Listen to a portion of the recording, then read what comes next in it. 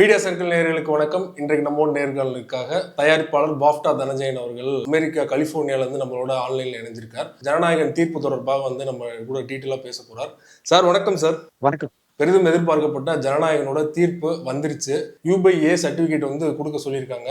இது அடுத்த கட்டமா எப்படி சார் போகும்? படத்தை உடனே ரிலீஸ் பண்ண வாய்ப்பு இருக்கா? எல்லாம் சென்சார் போர்டு தரப்பா மேல்முறையீடு போறதா செய்திகள் வந்திருக்கு. என்ன சார் நடக்கும்?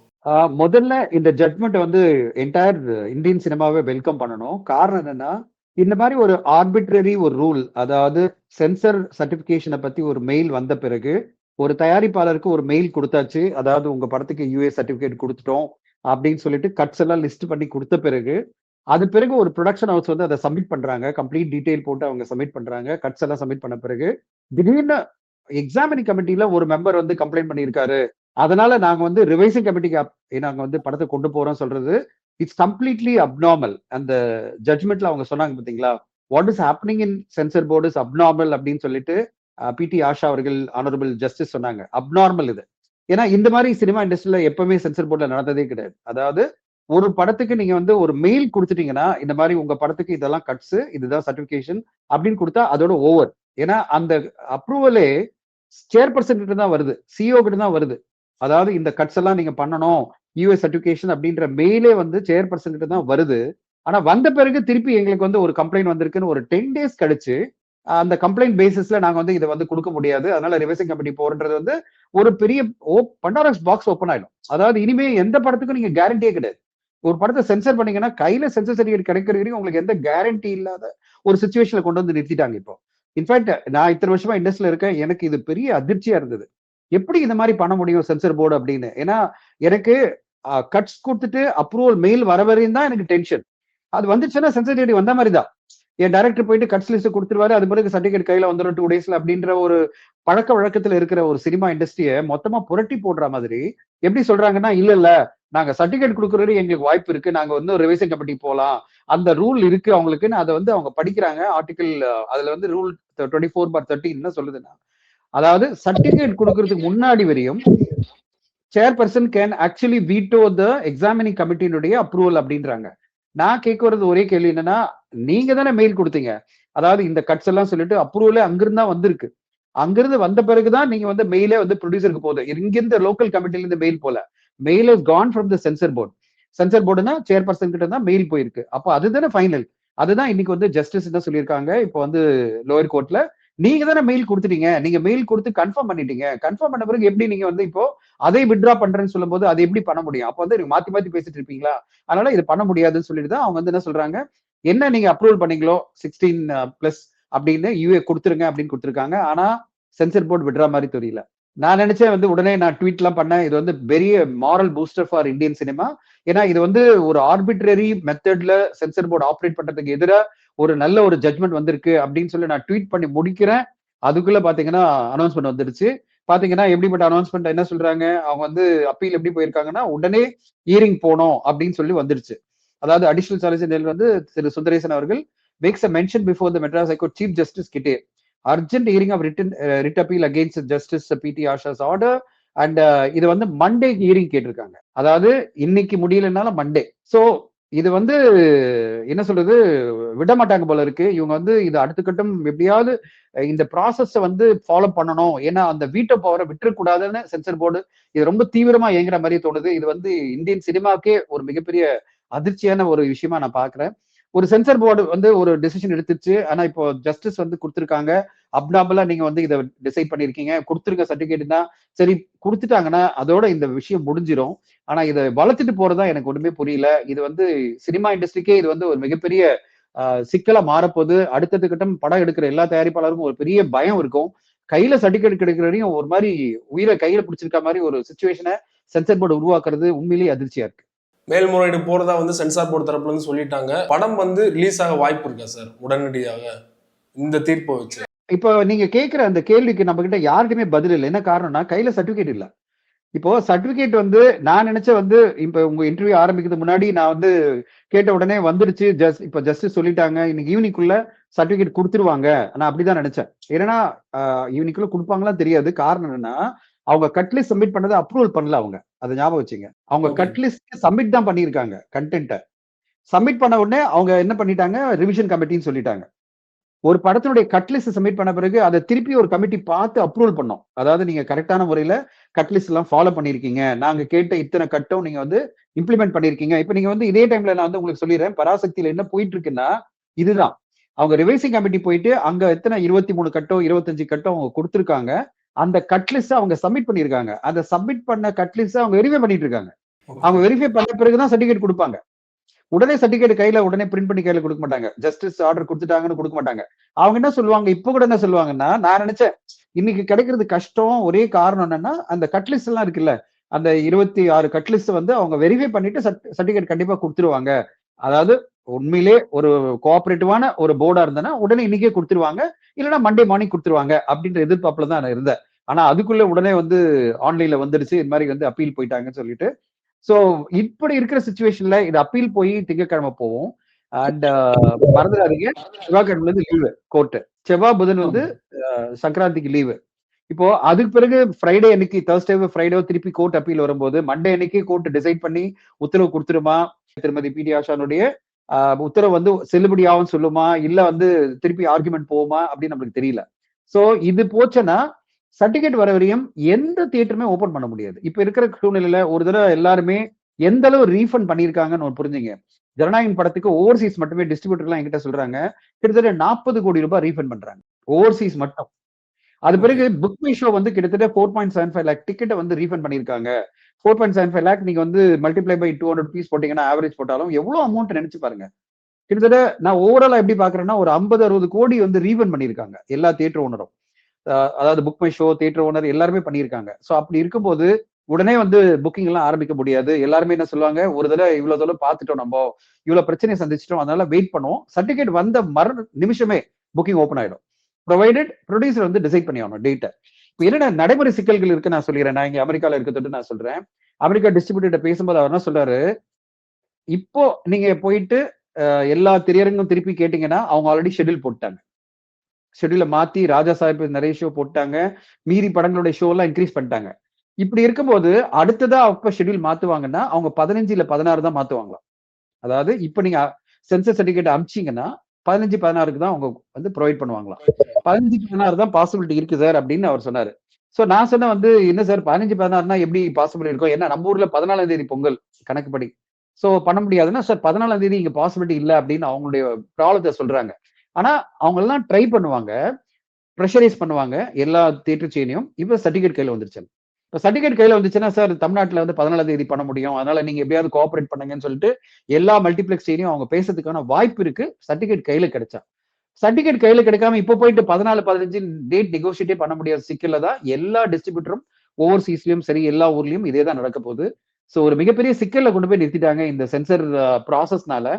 ஒரு படத்துக்கு கிடைக்க வேண்டிய ஒரு நியாயமான வசூல் முதல் நாள், நான் என்னோட ப்ரொடிக்ஷனா லாஸ்டா நான் வரும்போது சொல்லியிருந்தேன்னா 150 கோடி இந்த படம் முதல் நாளே பண்ணோம், ரெக்கார்ட் பிரேக்கிங் வசூல், தமிழ் சினிமா பார்க்காத ஒரு முதல் நாள் வசூல் இந்த படம் பண்ணோம் நான் சொல்லிட்டு இருந்தேன். அது பிறகு ஜனவரியில மொத்தமா 2 படங்களும் சேர்ந்து ஒரு 500 கோடி வந்து டெஃபினட்டா தமிழ்நாட்டிலே எடுக்குன்ற மாதிரி நான் எதிர்பார்த்திருந்தேன்.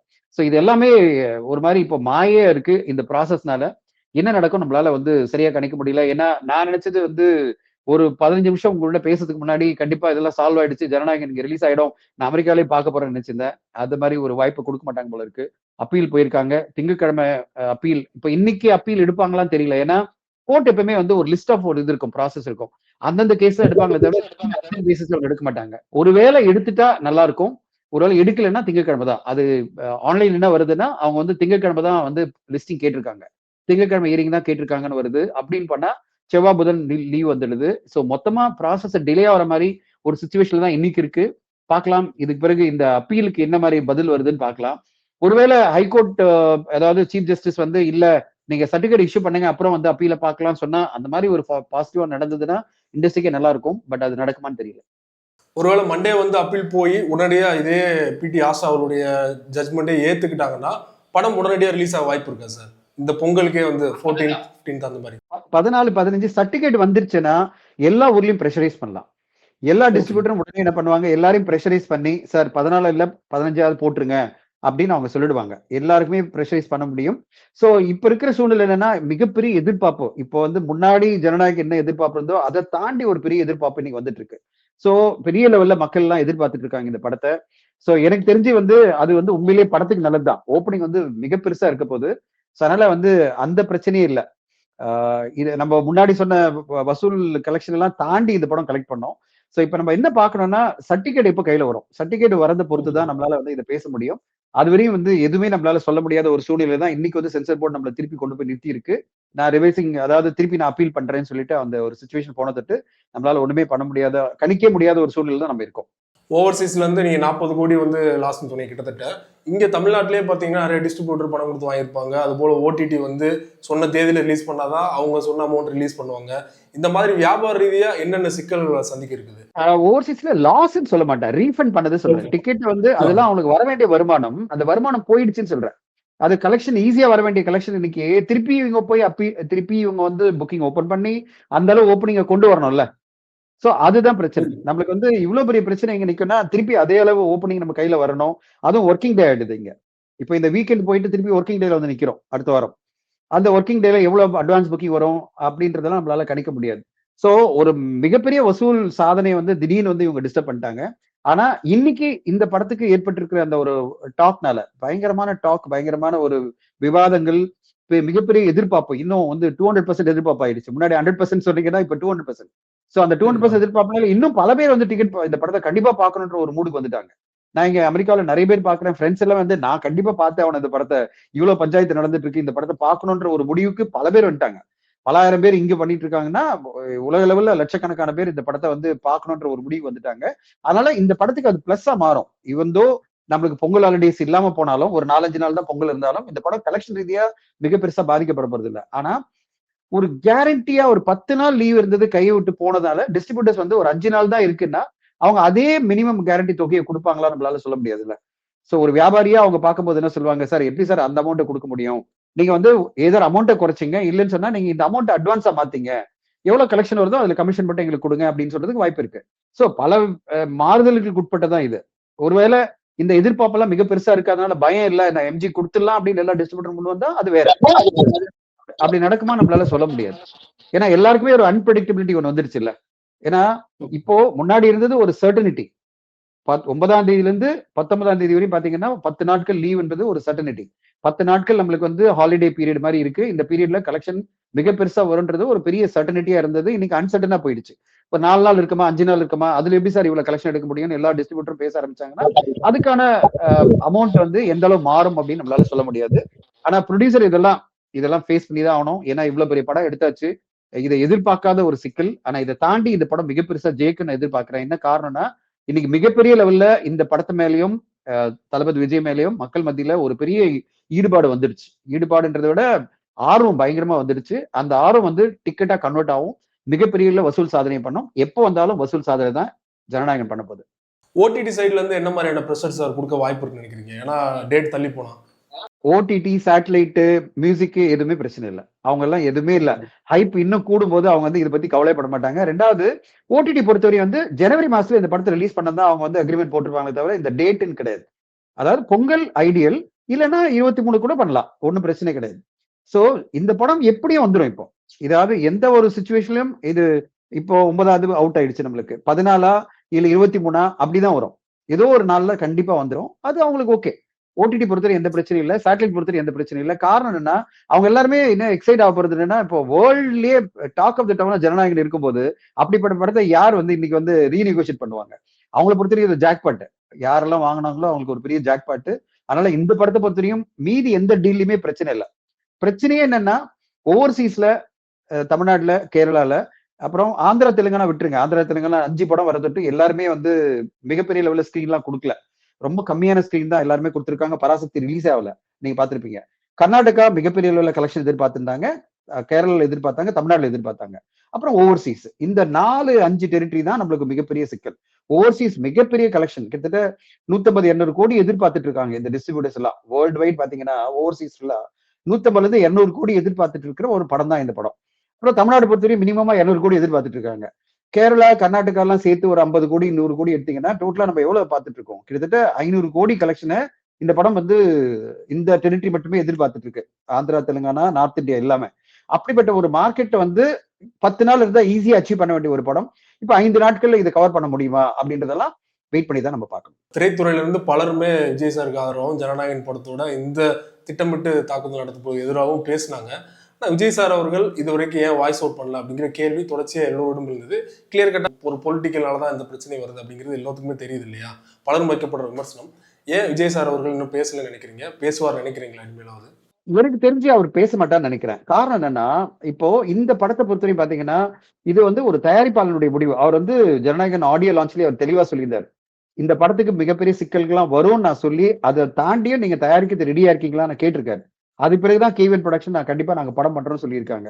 சோ அவங்களால இதை சால்வ் பண்ண முடியும் அப்படின்ற எண்ணத்துல தான், அதான் சொல்லுவாங்கல்ல, யாரால இதை ஹேண்டில் பண்ண முடியுமோ அவங்களுக்கு தான் நம்பி படம் கொடுத்திருக்காரு. அதனால அவர் என்ன பண்ணுவாரு, இந்த இந்த சிச்சுவேஷன்ல நீங்க ஹேண்டில் பண்ண முடியும்னா பண்ணீங்க, அவ்வளவுதான். இப்ப நான் பொலிட்டிக்கலா கமெண்ட் பண்ணேன்னா ஏதோ என் படத்துக்காக பேசின மாதிரி ஆயிடும். இப்போ இதே வாய் வேற மாதிரி பேசும்.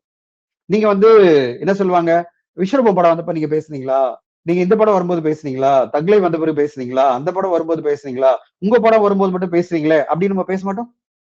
தளபதி விஜய் அவர்கள் என்னென்ன சொல்லுவாங்க, எல்லாரும் கமெண்ட்ல என்ன போடுவாங்க, ஒருவேளை அவர் வந்து என் படத்துக்கு நீங்க இப்படி எல்லாம் அப்ஜெக்ட் பண்றீங்க, இந்த படத்தை தடுக்கிறீங்க அப்படின்னு ட்வீட் பண்ணா, உங்க படத்துக்கு மட்டும் தான் நீங்க வந்து பேசுவீங்களா, மத்தவங்க படத்துக்கு நீங்க பேச மாட்டீங்களா அப்படின்னு எல்லாரும் பேசுவாங்கல்ல. ஒருவேளை நான் ஒரு ட்வீட் வந்து ஜனநாயகன் சப்போர்ட்டா போடும் போது பக்கத்துல கீழே கமெண்ட் என்ன தெரியுமா, விஸ்வரூபம் படம் வரும்போது எங்க போயிருந்தேன்னு கேட்கிறாரு. விஸ்வரூபம் படம் வந்து 5 வருஷம் ஆயிடுச்சு. சோ இந்த மக்கள் வந்து எந்த லாஜிக்கலா பேசணும்னு தெரியாம ஏதாவது கமெண்ட் பண்ணிட்டே இருப்பாங்க. ஓகேங்களா? அவங்கள பொறுத்தவரைக்கும் நீங்க தக்லைஃப் வரும்போது நீங்க வாய்ஸே கொடுக்கலையே அப்படின்னுவாங்க. இது லாஜிக்கே இருக்காது. இப்படிப்பட்ட ஒரு நெகட்டிவிட்டி வராம இருக்கணும்னா பேசாம இருக்கதான் பெட்டர். அவர் சைலன்ஸ் தான் அவருடைய வே ஆஃப் கம்யூனிகேட்டிங். இது வந்து எனக்கு உடன்பாடு இல்ல நடக்கிறது இல்ல.